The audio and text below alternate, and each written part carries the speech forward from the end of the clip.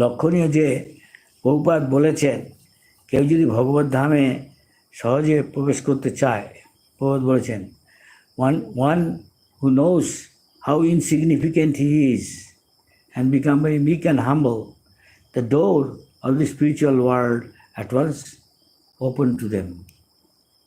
চৈতন্য মহাপ্রভু বলেছেন তৃণাদপি শুনিছেন তরুরিব সহিষ্ণু, যে খুব বিনম্র, নিজেকে তৃণ অপেক্ষা তুচ্ছ মনে করে এবং বৃক্ষের চেয়েও বেশি সহনশীল, meek and humble.